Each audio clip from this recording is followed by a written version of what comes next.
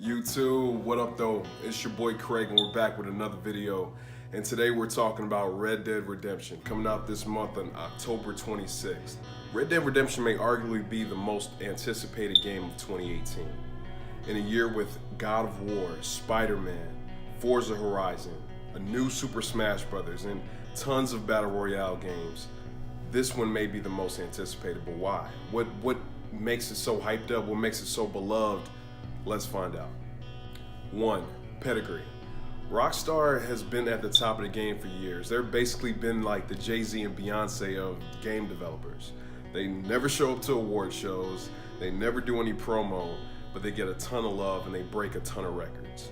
As we know, with Grand Theft Auto 5 being the highest selling piece of media ever, like movies, television, books, anything, highest piece of selling media ever, they've already broken a ton of records. And they revolutionized and created the open world as we know it with Grand Theft Auto 3. But Red Dead Redemption may be their most beloved and popular game, and a lot of people say their best. 2. Story. When talking Red Dead Redemption, you definitely have to talk about the story. I wasn't into Westerns before I played this game either, but Rockstar gets a ton out of this setting. Even though it's set in the past, they always have a ton of cool Easter eggs and references to a lot of modern things. And the Wild West was basically the Purge before the Purge. No, there wasn't a ton of mass killing. Well, there may have been some mass killings, but not a big riot like the Purge. But there was definitely a sense of like lawlessness and a criminal nature that they really try to instill and kind of set the tone and vibe of the game and the world that they do. There are a ton of heists, robberies, shootouts, rescues, prison breaks, high noon duels, beer, women. Like, if that don't sound like a good night to you, you probably got a good credit score. Okay, but still, it is a great game that lets you do whatever you want, whenever you want. But there are consequences that come with each action. There's also a great cast of like unique and interesting characters who all have a ton of personality and memorable storylines. John Marster was a super dope lead character. He was honorable, but a badass. He's a former outlaw who's being blackmailed by the FBI to hunt down his former gang. And yes, it's as good as it sounds. Red Dead Redemption 2 will actually be a prequel set to Red Dead Redemption 10 years before. Red Dead Redemption was set in 1911, and Red Dead Redemption 2 is going to be set in 1899. In this game, you play Arthur Morgan, who's right-hand man to Dutch van der Linde, who's also the leader of the Dutch van der Linde gang, which is a pretty creative name if you're in the Wild West and don't have any TV or social media, I guess. But anyway, this is also the same gang you hunted down in the prequel Red Dead Redemption. Except in this game, the gang is fully intact and you actually see the beginning of their downfall. 3. Gameplay. Rockstar's always been one of the best at creating huge detailed worlds that always end up a perfect mix of like simulation and mind-fuckingly epic action. And Red Dead Redemption is going to be no different. Literally everything you would imagine an outlaw can do in the Wild West, you can do in this game. Gunfights, robberies, taming horses, bank heist, train robberies, running from the law, prison breaks, hunting, drinking, bar fights, cutting your hair as it grows in real time, cutting your beard, rolling up the sleeves on your arm. Like literally, if you think about a detail in this game, 9 times out of 10, Rockstar's put it in there. It's taken almost 6-7 years on this game and it really shows through. But what makes Red Dead Redemption 2 set itself away from the pack is how finely polished all this is, yet they still go the extra step. It's like that straight A student who sits in the front of class, who knows they're gonna get an A on the test, but does the extra credit assignment anyway. Like, bruh, you got it, you won. Can you leave some points for the rest of us? Like, shit. But there's a ton of detail in every aspect of the open world. They have huge expanses in detailed forest. How detailed? They literally placed every individual tree. You wanna hunt in the forest? Sure. We got 200 different types of wildlife that all react and interact with the environment differently. There's even like a different skinning animation for each animal. Guns and weapons degrade after constant use and wear and tear, and actually will start to rust if you spend enough time in the water. After hunting all day, you actually may be covered in mud or blood, which affect your appearance and how NPCs react to you. So it's kind of hard to spit game to a girl when you smell like moose nuts and asshole, but it is realistic. Speaking of realistic, you remember how detailed I said Rockstar was? They actually have horse nut physics in the game. I bullshit you not. They literally said that the horse nuts shrink in the cold and sway in real time as the horse walks. First off, what the fuck? Secondly, you're not gonna put that on the box. I don't know if that's a selling point for the video game. Thirdly, imagine getting signed to Rockstar like, oh, it's the best video game company in the world, I'm living my dream, and you get assigned to the horse nut division. Why is there a whole division for horse nuts? I didn't sign up for this.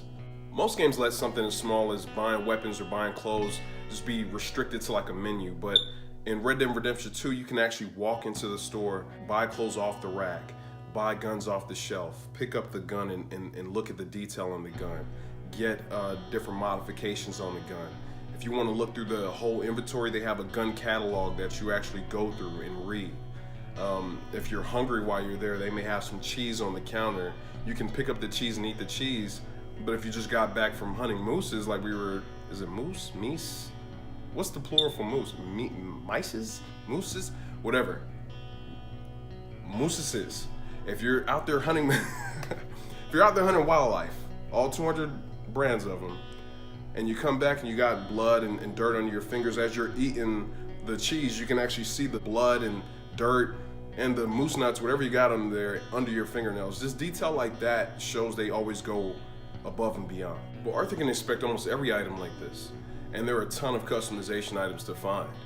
You can get spurs, you can choose if you want to roll up your sleeves, you want to tuck in your pants into your cowboy boots, what kind of boots you want to have, if you want to have rifles, if you want to dual wield, if you want to have shotguns. It's a ton of weapons, it's over 50 weapons to deal with. They all react differently, they all load differently, they all have different fire rates, different powers, as you would expect.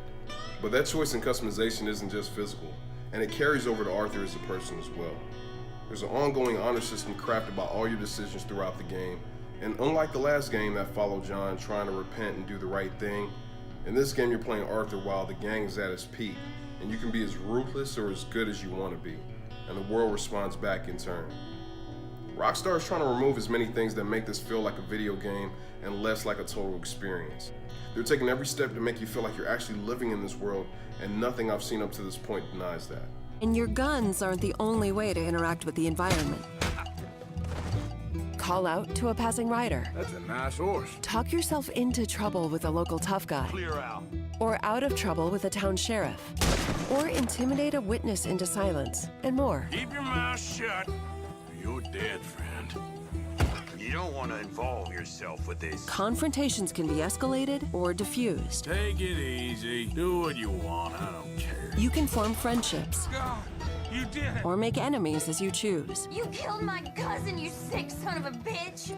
Your actions have consequences, and it's up to you to decide just how honorable Arthur is. Should I have killed you, Jimmy Brooks? 4. DLC. Red Dead Redemption had one of the best DLC expansions of all time with the Undead Nightmare Pack, which kept the same base game, but imagine the Wild West was suddenly hit by a zombie apocalypse, and that's what you get. This offered new and different story interactions with familiar faces, as well as a ton of new enemy types and the 4 horses of Armageddon to track down. Also, this added more of a survival element to the game, being that with all the towns overrun by zombies, ammo and healing options were pretty limited. But there's no reason to believe that Rockstar won't continue this string of stellar DLC and support, which kind of leads me into my last point. 5. Red Dead Redemption Online. Alright, I'ma say it. If ain't nobody else gonna say it, I'ma say it. Rockstar don't give a damn about your personal life. They don't care about your spouse, they don't care about your job, they don't care about your homework, because they want you to be playing this game for years and years to come. And as we've seen with Grand Theft Auto Online, they could definitely do it. That game came out in 2013 on Xbox 360 and PS3, and it's still going hard. Grand Theft Auto Online has become its own thing, it's become its own game, it's become its own community, and it's still going hard. And Red Dead Redemption wants to continue that. After spending however many hours going through the huge main campaign, in November the beta for Red Dead Redemption Online goes live. They've kept a lot of the info under wraps, but even if it's half as successful as GTA Online, it's going to be amazing. You were able to create squads, also known as gangs, which allowed you to have access to the whole open world and do robberies, shootouts, gang fights, etc., but with a group of friends. So basically all the stuff you could do in the campaign, but you had a group of friends to do it with.